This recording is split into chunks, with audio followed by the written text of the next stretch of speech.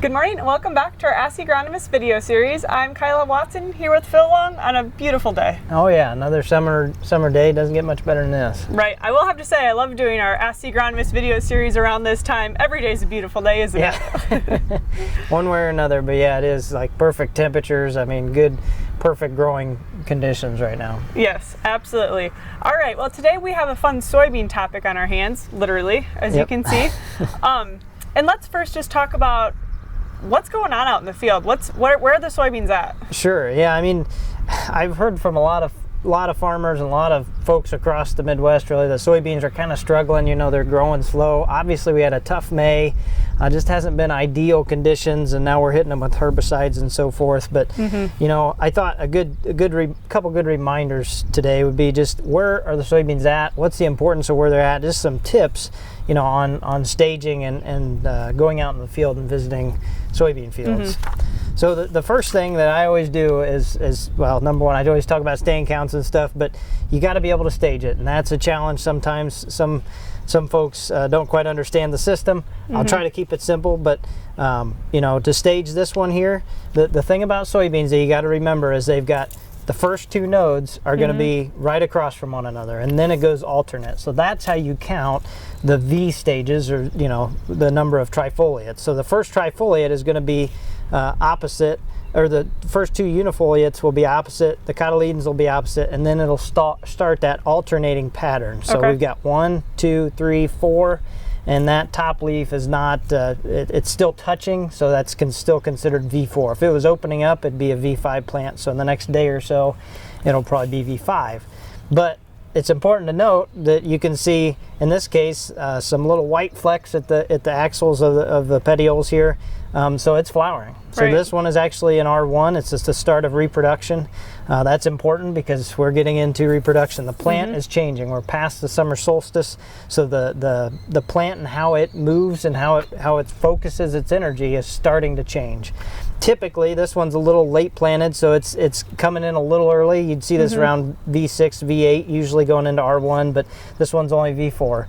But it is coming into that R1. It'd be R2 if it was on the top two nodes. This is going to be a little hard to figure out, but it's actually on the top two nodes, but it's just because it's short. So as this continues to grow, sometimes it's hard. You get out in the field and you're like, oh, that's R2, and then you go back the next week and it's grown or put on a leaf or two, and it looks like it's back at R1, but they'll grow through flowering. They'll grow all the way up. They'll continue to flower all the way up to R5. So you gotta remember that's the indeterminate growth habit of a soybean. Okay, very good. And why is this such a critical time in its growing period? Sure, yeah, this is, like I said, it's kind of the transitional phase. So this is from when it goes from trying to focus on vegetative and getting some leaf material out there, it changes over to focusing on the seed. Now, it's not going to do that quite yet. Once it gets to R2 to R3, then its focus and its mindset is on filling, not only getting pods, the flowers, you know, making those stay on the plant, but filling pods, filling seeds from there on out. So the direction of the plant and how it remobilizes nutrients really changes. Okay, and another fun thing to add into the mix is our weed control. Sure, yeah, exactly. I mean, I just mentioned, you know, this is kind of the time when everybody's maybe starting / finishing post-emergence control, weed control on soybeans.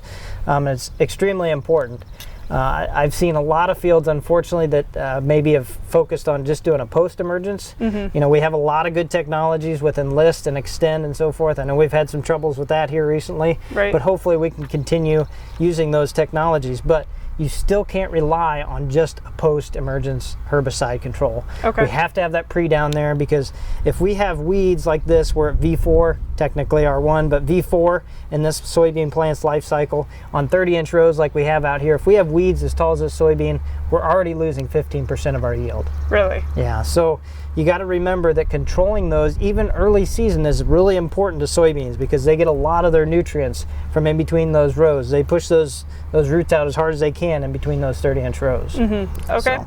Very good. So it literally does translate right into yield. Yeah, exactly. And that's why this sometimes can be a topic of concern for some farmers, because if they're using PPO inhibitors or the group 14s, the burners as I call it, they may see visual damage. You may see burning, phytotoxicity on the leaves, and that concerns a lot of people. You know, am I losing yield or not? Is it going to be okay? Is it going to grow out of it? That kind of thing. Right. But you know, I just mentioned how much we lose just from having the weeds in the field.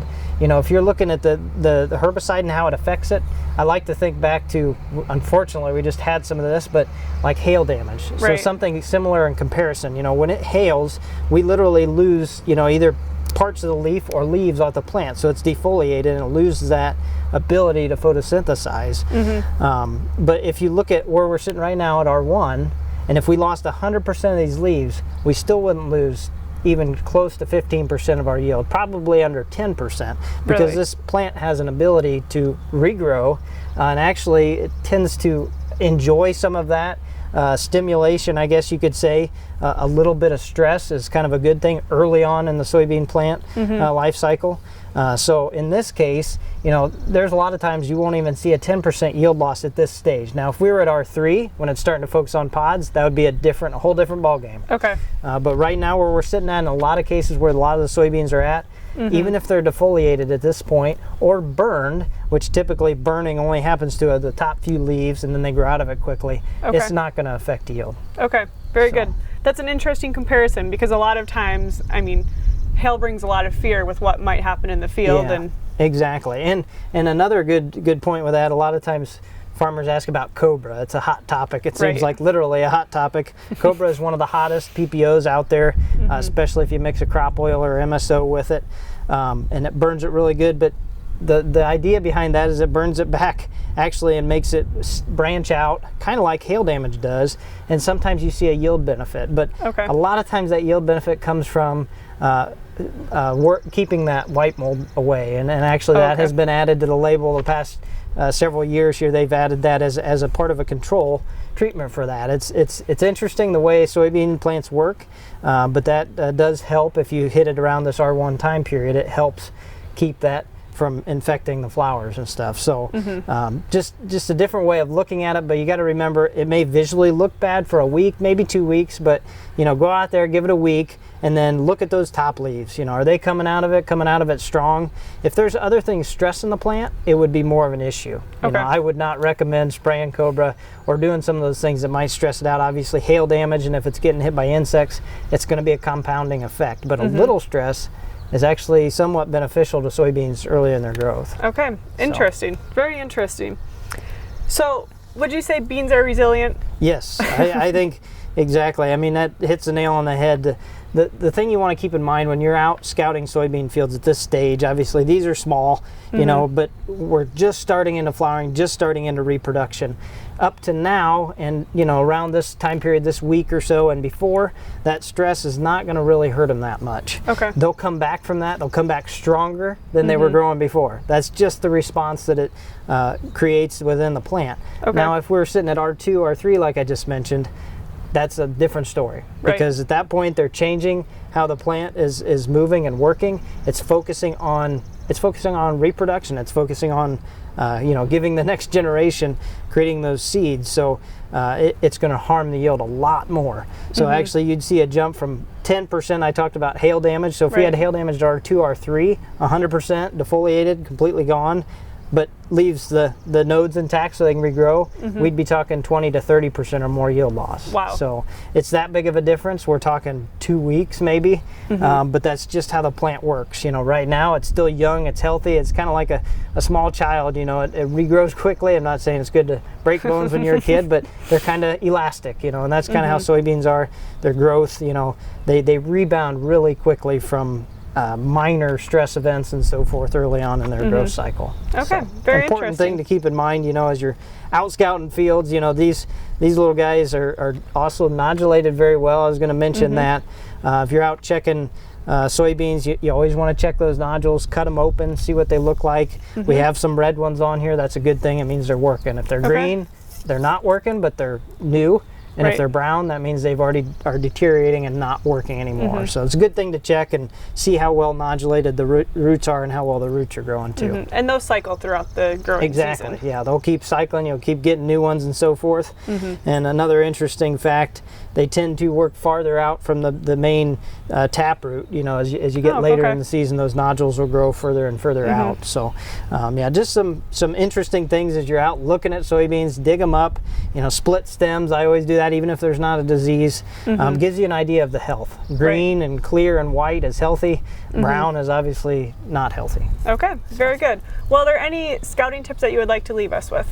Now, I think just making sure you can stage it is probably the most important right now, because if you understand where we're at in the growth cycle of the soybean plant, you automatically know much more about how it's going to respond to whatever it is, whether it's a man-made stress that we do, like spraying Cobra or something, or a pest event or something like that. You can quickly understand that. We always talk about defoliators in soybeans, and early in the growth stages we say 30% is kind of that threshold, but once it gets to reproduction, it's 20. So it's less. You got to remember that less damage means more once it gets focused on the seeds and the pods. It's more important to pay attention to it at that point. All right, very good. Well, is there anything else that you would like to add this morning? Nope. I hope we continue with this beautiful growing weather and we don't get any more hail. Absolutely. Well, thank you for joining us. You're welcome. And thank you to our listeners for tuning in. Have a good day.